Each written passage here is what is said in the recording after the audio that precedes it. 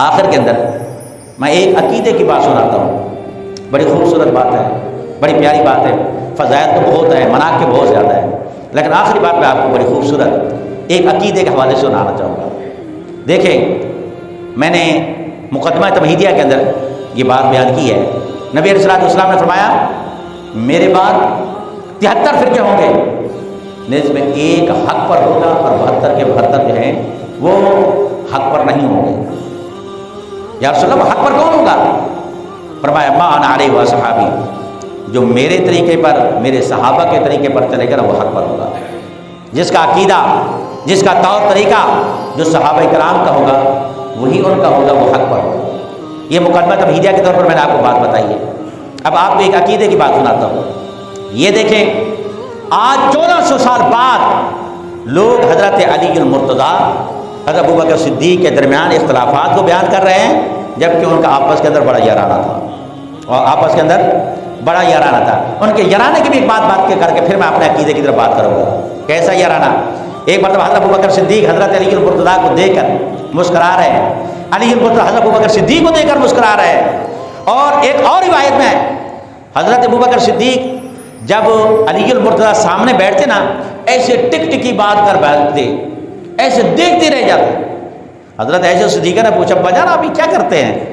یہ کیا کرتے ہیں؟ ہر وقت ٹک ٹکی باندھ کر دیکھتے رہتے ہیں۔ آپ نے فرمایا کہ مصطفیٰ کریم نے یہ فرمایا کہ النظر الی وجہ علی عبادت، فرمایا علی المرتضیٰ کے چہرے کو دیکھنا بھی عبادت ہے۔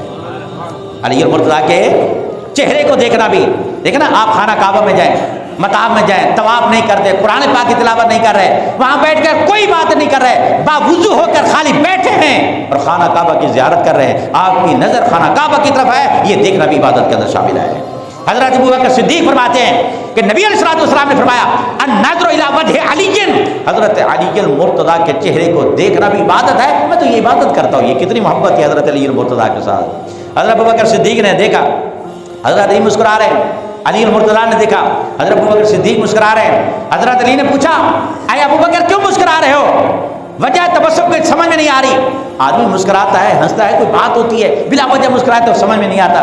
پوچھا بلا وجہ کیوں ہنس رہے ہو؟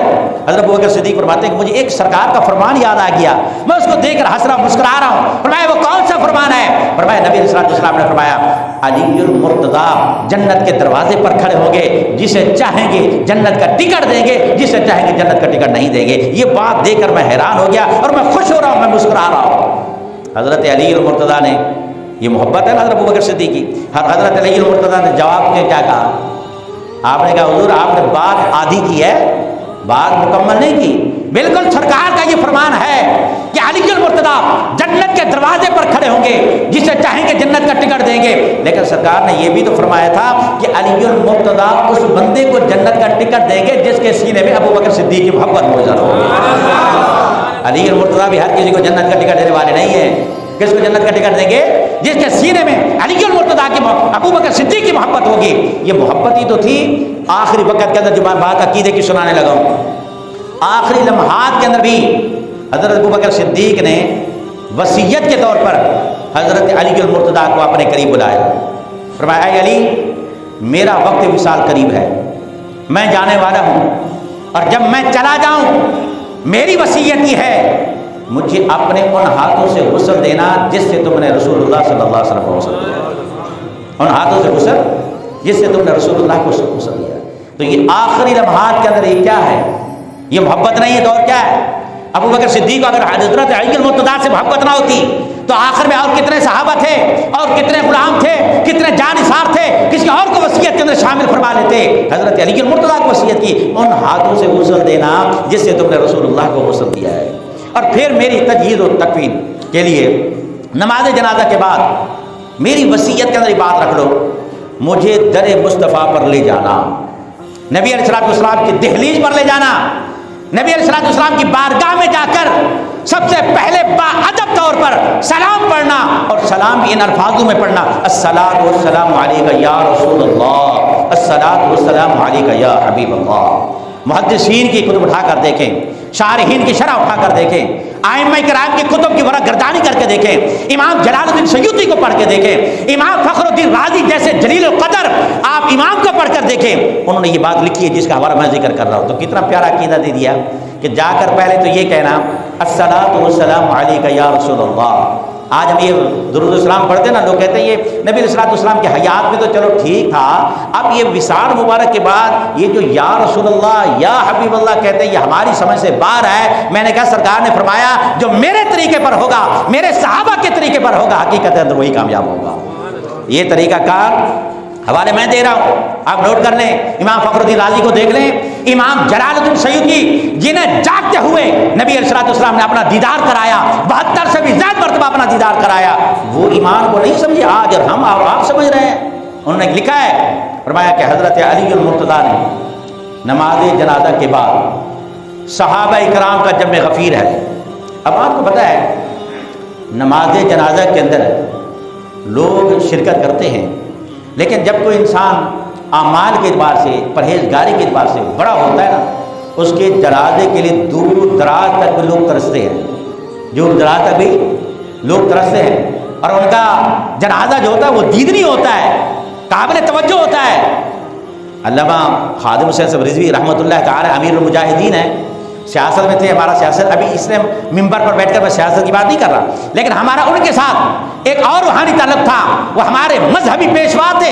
ان کے نماز جنازہ کو دیکھ لیں، ہاں جی، غازی صاحب شہید رحمۃ اللہ تعالیٰ کے نماز جنازہ کو دیکھ لیں، علامہ ابھی سعید اسد صاحب رحمۃ اللہ تعالیٰ کے نماز جنازہ کو دیکھ لیں، جمع غفیر ہے۔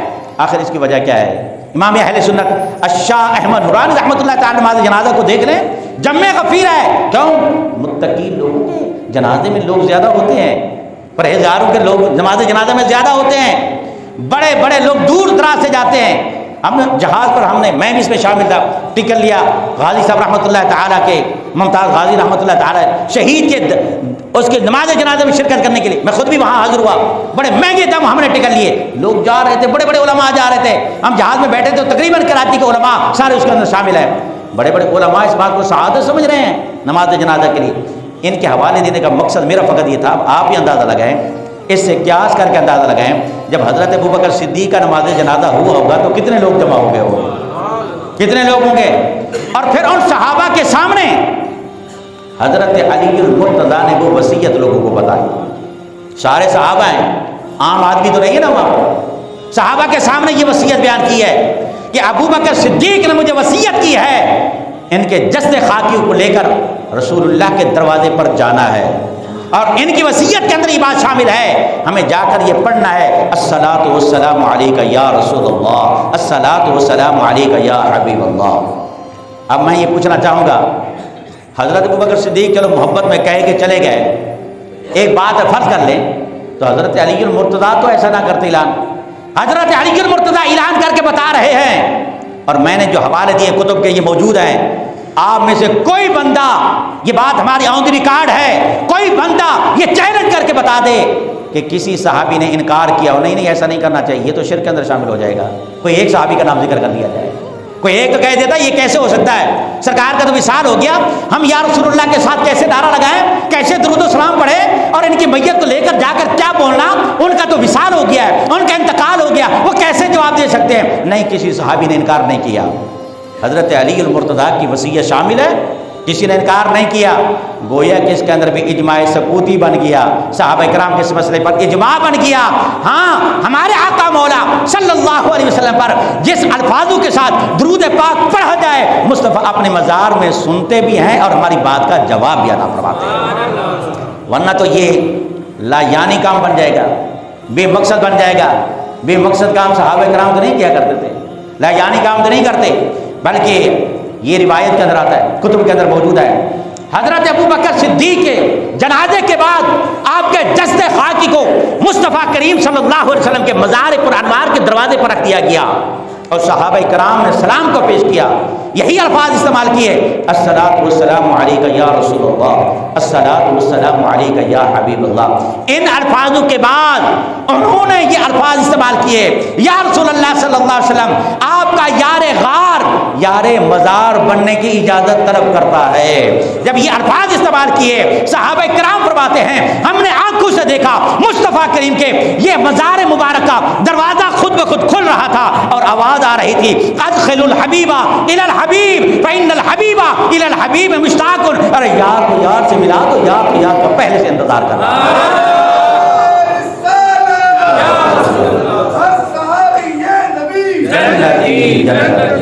ہر صحابی نبی۔ اب اندازہ کریں صحابہ کرام سارے موجود ہیں، دروازہ خود بخود کھل گیا۔ میں یہ بات کہہ رہا ہوں کہ اگر کوئی انکار کر سکتا ہے کر کو دکھائے، اگر نہیں تو پھر ماننے کی کوشش کرو۔ اللہ ہم سب کے ایمان کی توفیق عطا فرمائے۔ وہ عقیدہ جو حضرت ابوبکر صدیق اپنے وصال سے پہلے پہلے ہمیں دے کر جا رہے ہیں، اور صرف عقیدہ ان کا نہ تھا بلکہ سارے کے سارے صحابہ اس پر متفق تھے، ان کا اجماع ہو گیا، یہ اجماع سکوتی کے اندر شامل رہا۔ کسی صحابی نے انکار نہیں کیا، ایسا نہیں ہو سکتا۔ کسی نے یہ کہا کہ وہ تو وفات پا گئے، وہ بات کو کیسے سنیں گے، کون جواب دے سکتا ہے؟ نہیں، صحابہ کرام نے ایسا کیا۔ چلو انہوں نے کر لیا، صحابہ کرام نے کر لیا، آگے سے پھر کوئی جواب نہ ملتا تب بھی کوئی بات بنتی، آگے سے کوئی جواب نہ ملتا تب بھی کوئی کہتا بس وہ کہہ کے چلے گئے، کون سا سننے والے تھے؟ صحابہ کرام یہ فرماتے ہیں ہم نے دیکھا مصطفیٰ کریم کے مزار کا دروازہ خود کھل گیا اور آواز آ رہی تھی ادخلوا الحبیب الی الحبیب فإن الحبیب الی الحبیب مشتاق۔ ارے یار کو یار سے ملاؤ، یار تو یار کا پہلے سے انتظار کر رہا ہے۔ مرضی ہر کسی کی ہے۔ اے ابو بکر تم کتنے خوش نصیب ہو، ایمان لانے کے بعد ہما وقت نبی علیہ السلام کی صحبت میں کھانے میں ساتھ تھے، پینے میں ساتھ تھے، اٹھنے میں ساتھ تھے، بیٹھنے میں ساتھ تھے، راتوں کو ساتھ ہوتے، صبح میں ساتھ ہوتے، فجر میں ساتھ ہوتے، ظہر عصر مغرب عشاء میں ساتھ ہوتے، تہجد میں ساتھ ہوتے، مکہ میں ساتھ ہوتے، مدینہ میں ساتھ ہوتے۔ ارے قسمت کی چمک تو دیکھو، آج بھی گنبد خضرا کے اندر دونوں ساتھ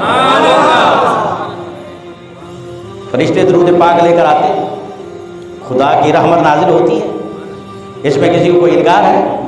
مصطفیٰ پر رحمت نازل ہوتی ہے، 70,000 نوری مخلوق جو صبح آئے، 70,000 نوری مخلوق ان کے جانے کے بعد شام کو آئے، خدا کی طرف سے رحمت کے گرجے لے کر آ رہے ہیں۔ تو ایک پہلو میں ابو بکر صدیق سو رہے ہیں اور ایک پہلو میں حضرت عمر فاروق سو رہے ہیں۔ اب بھی اگر کسی کو سمجھ میں نہیں آتی، اللہ ہی اس کو ہدایت عطا فرما دے۔ رب فرماتا ہے میں رحمت کو نازل ہوں، یہ کیسے ہوگا؟ اللہ تعالیٰ فرشتوں کو فرماتا خبردار خبردار، ایسے سمیٹ کے لے جانا، ایک قطرہ ادھر بھی نہ جائے، ایک قطرہ ادھر بھی نہ جائے، ادھر ابو بکر ہیں ادھر عمر ہیں ان کو نہ پہنچے، بس سیدھا سیدھا۔ ایسے خدا نخواستہ ہو سکتا ہے؟ بلا عقل کی بات ہے۔ خدا کی رحمت بڑی وسیع ہے، خدا کی رحمت بڑی وسیع ہے۔ میں حدیث پاک بات سنا کے بات کو خبر کر رہا ہوں۔ حدیث پاک کے اندر آتا ہے بہت سارے لوگ آئے محفل کے اندر ذکر و اذکار کرنے کے لیے، ایک بندہ ویسے بیٹھا ہے ذکر و اذکار کے لیے سے نہیں آیا۔ جب خدا کی رحمت برستی ہے تو چماچم سفر برستی ہے، وہ ذکر و اذکار کی نیت سے نہ بھی آئے تب بھی ہے، تو یہ کیسے ہو سکتا ہے؟ ابو بکر صدیق پر خدا کی رحمت ہما وقت ابو بکر صدیق پر بھی برس رہی ہے، عمر پر بھی برس رہی ہے۔ اللہ رب العزت جو ان کا ایمان جو ہمیں دے کر گئے، ہمیں اس پر خاتمہ بالخیر فرمائے، ایسی ہمیں موت عطا فرمائے۔ جو حضرت ابو بکر صدیق نے ہمیں عقیدہ دیا وہی عقیدہ اہل سنت و جماعت کا ہے، اسی کا درس ہمیں قرآن نے دیا، اسی کا ذکر ہمیں حدیث نے دیا۔